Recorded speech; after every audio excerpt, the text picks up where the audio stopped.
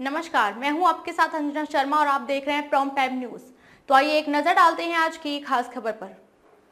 उत्तर प्रदेश के जनपद मैनपुरी के बिछंबा में जेली जरौली में स्थित शाहिद RNS एजुकेशन एकेडमी के प्रबंधक से स्कूल की व्यवस्थाओं को लेकर व बच्चों की शिक्षा को लेकर हुई खास बातचीत। जी नमस्कार सर। नमस्कार। फर्स्ट ऑफ ऑल आपका हमारे चैनल में स्वागत है।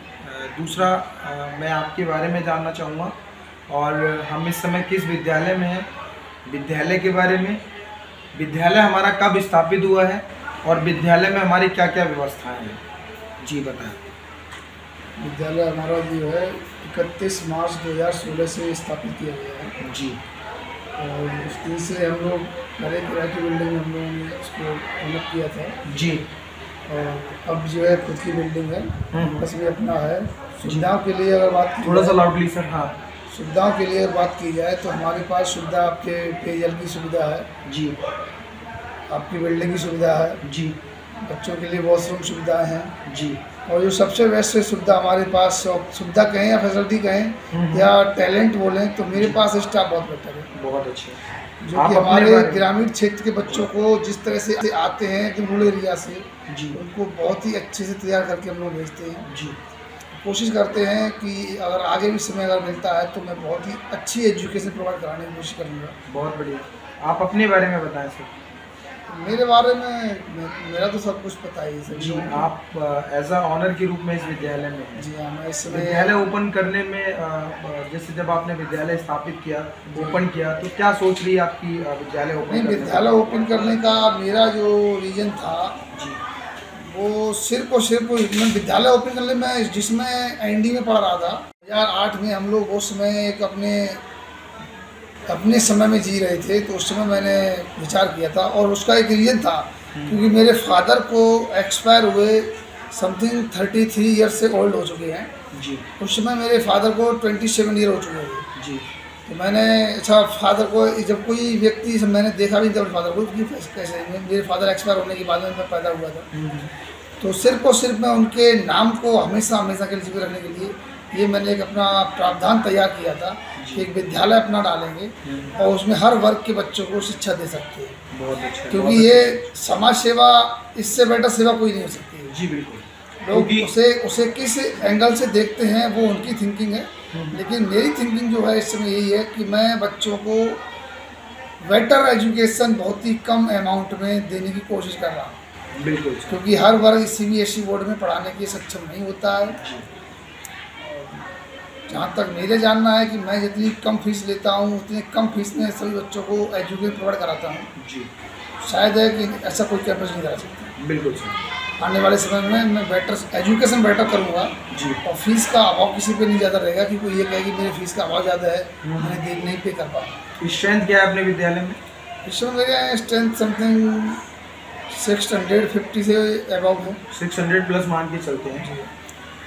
जैसा कि सर आज हम लोग आपका इंटरव्यू कर रहे हैं और हम लोग एजुकेशन सेक्टर में लगभग 3 से 4 डिस्ट्रिक्ट कवर करते हैं और सर्वे के आधार पे ही मेरे आपसे सवाल होंगे।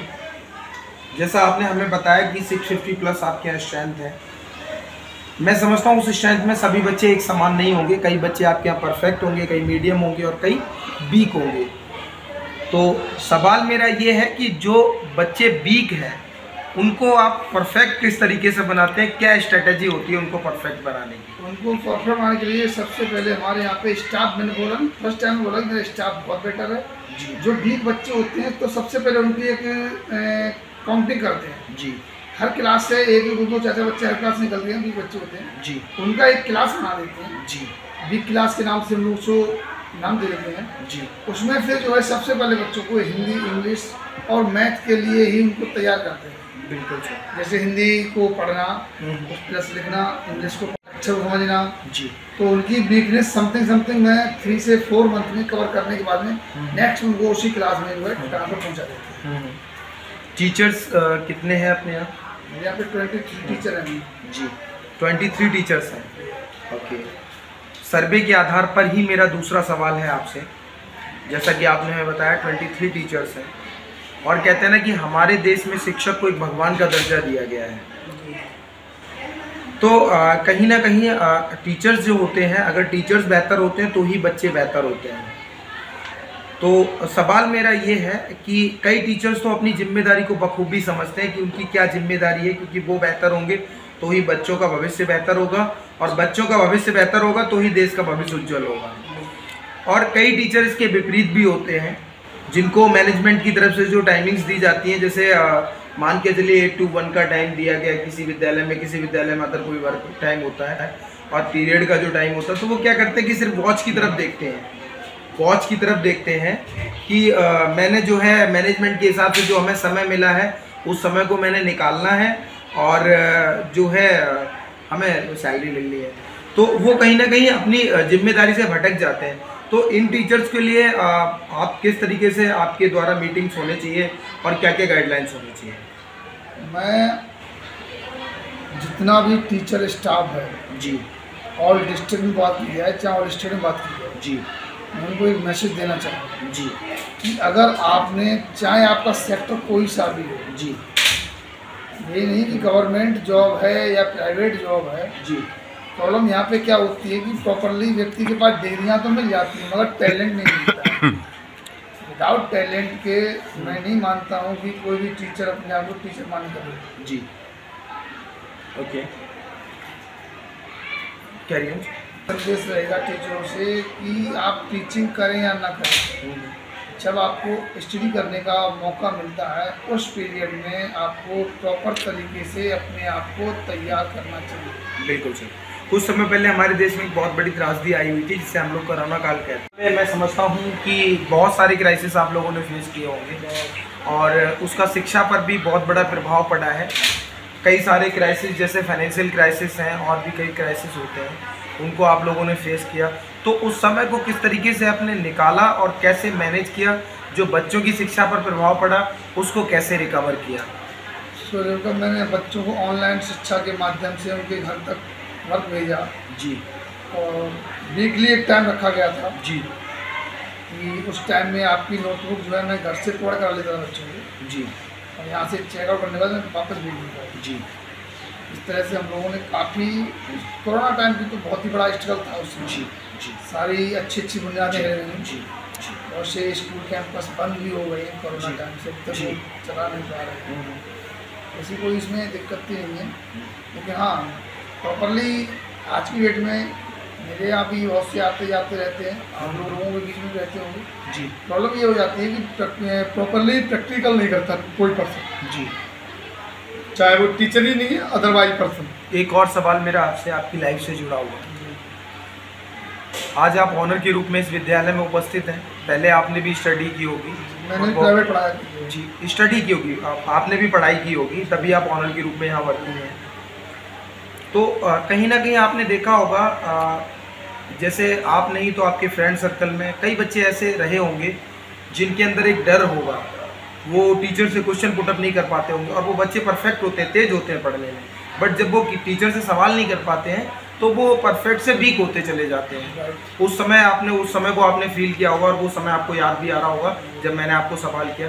तो इसी तरीके से आज के समय को जोड़ते हुए देखते हैं तो कहीं ना कहीं आज के समय में भी कुछ बच्चे ऐसे होते हैं, तो उन बच्चों का डर आप किस तरीके से निकालते हैं ताकि वो परफेक्ट से वीक ना हो, और असेंबली में किस तरीके से उनको मोटिवेट किया जाता है? मेरे यहाँ पे तो A to Z स्टूडेंट जी, असेंबली में जी, डे बाई डे जी, हर स्टूडेंट को निकाला जाता है, जी, क्योंकि सिर्फ और सिर्फ ये है कि जो आपने भी बोला है, जो मैंने महसूस किया है जी, और जो अभी अन्य कॉलेजों में करते हैं बच्चे महसूस, जी, क्या होता है डर जो होता है उसे ख़त्म करना पड़ता है, जी। हेजिटेशन जो होता है जी। उसको बाहर निकालने के लिए सबसे बड़ा योगदान टीचर का होता है। बिल्कुल सही। वो अगर नहीं स्टडी बेटर करा दीजिए उसके अंदर की हेजिटेशन खत्म नहीं कर पाओगे बिल्कुल। तो बच्चा कभी परफेक्ट नहीं हो सकता। बिल्कुल सर। ओके, दूसरा सवाल, कंपटीशन का टाइम है सर, और कॉम्पिटिटर बहुत ज़्यादा है।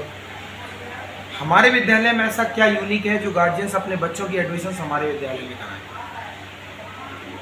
ये चीज़ आपने पूछा मुझसे, ये तो मेरा पेरेंट्स ही बता सकता है। नहीं, फिर भी आप जैसे यूनिक तो बस मेरे यहाँ पे मैं कुछ यूनिक नहीं बोलूँगा जी। और कुछ भी मैं अपने स्पेशल नहीं बोलूँगा जी, ये इतना तो बोलूँगा कि जो हमारी लगन और जो मेहनत है, मैं मानता हूँ वो किसी की नहीं है जी।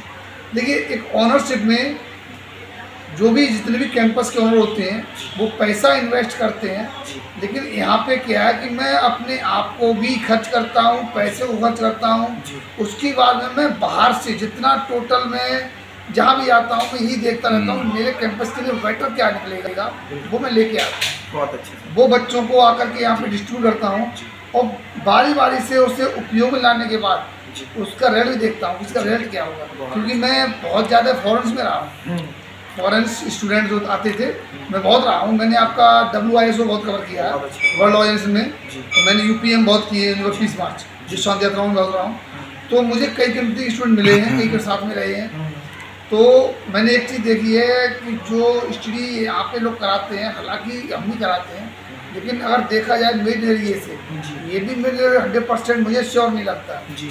जो मैं कराना चाहता हूँ। क्या ना, अगर पेरेंट्स एक बार सपोर्ट कर देना तो मैं बुक्सों को दोबारा मंगाने का ऑफर बंद कर दूँ जी। जो पर ईयर बुक्सें बच्चों के लिए आती हैं, ये एक अतिरिक्त खर्चा पड़ता है गार्जियंस को। मैं यहाँ तक प्रॉब्लम क्या है ना कि गार्जियंस की जो मानसिकता है वो ये कहता है कि जब बुक्सें ही नहीं होंगी तो पढ़ेगा बच्चा क्या। बिल्कुल सही। और मैं ये कह रहा हूँ कि आपको बुक्सें मैं कराऊंगा लाइब्रेरी से प्रोवाइड, मेरे पास स्टॉक रखा हुआ है। आप न्यू बुक्स के चक्कर में आप अपना जो भी मंथली आपका चार्ज है उसे पे करते रहिए टाइम टू टाइम। वही होता है फॉरेन कंट्रीज में। ये फॉरेन में ये होता है, इंडियन में नहीं होता है जी। इंडियन में कोशिश करूंगा अगर मुझे समय मिला और मैंने अगर कर लिया तो बेटर होगा, क्योंकि इसमें क्या होता है जो कमज़ोर तबके के लोग होते हैं उनको काफ़ी राहत मिलती है। बहुत अच्छे सर। 15 अभी जो मैंने आपका इंटरव्यू किया ये लगभग 20 से इसको सर्कुलेट कराएंगे। तो पहले तो आप हमें विद्यालय का पूरा नाम बता दीजिए और दूसरा हमारा विद्यालय कहाँ पर स्थित है उसके बारे में, और कोई भी व्यक्ति चाहे वो गार्जियंस हो या बच्चे हों अगर कांटेक्ट करना चाहते हैं एडमिशन से रिलेटेड या कोई भी उनकी क्वेश्चंस होते हैं तो उसके लिए कांटेक्ट करना प्लीज़।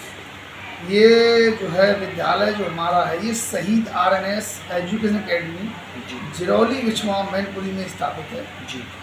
इसको स्थापित करने का भी जो शहीद का नाम दिया गया है, नाम तो बहुत से दे सकते थे लेकिन इसलिए दिया गया है, इसका भी एक लॉजिक है जी। इसका लॉजिक ये है कि मेरे यहाँ पे दिसंबर से एडमिशन चालू हो जाएंगे जी, जो कि मैं बच्चों को 1 टाइम फीस में टोटल 12th क्लास तक प्रोवाइड कराएंगे एजुकेशन। बहुत बढ़िया सर, बहुत अच्छा। अगर कॉन्टैक्ट नंबर सर, अगर गार्जियंस मेरे सहयोग में रहा जी, मैं कोशिश करूँगा कि डिस्ट्रिक्ट से हटके आपको एजुकेशन देने की कोशिश करूँगा। बिल्कुल बिल्कुल। देखिए मेरा किसी से कोई कंपटीशन नहीं है, मैं खुद में अपने आप में कंपटीशन। आपका खुद से कंपटीशन है? जी हाँ जी। और लड़ाई वही होती है जो खुद से लड़ी जाए। जिस दिन मैं अपने आप जीत जाऊँगा उस दिन मैं सब जीत जाऊँगा। बहुत अच्छे से। तो एक कॉन्टैक्ट नंबर हमारे विद्यालय का जो ऑफिस का कॉन्टैक्ट नंबर है जी, वो 9758 472504। ये हमारे विद्यालय के ऑफिस का नंबर है जी। हमारा नंबर जो है वो 9720476913। Thank you so much sir, thank you so much sir, आपने हमें अपना वैल्यूएबल टाइम दिया। नमस्कार, धन्यवाद, जय हिंद, जय भारत। खबरों में अब तक के लिए बस इतना ही, फिर होगी आपसे मुलाकात कुछ ऐसी ही खास खबरों के साथ। तब तक के लिए नमस्कार और देखते रहिए प्रॉम्प्ट टाइम न्यूज़।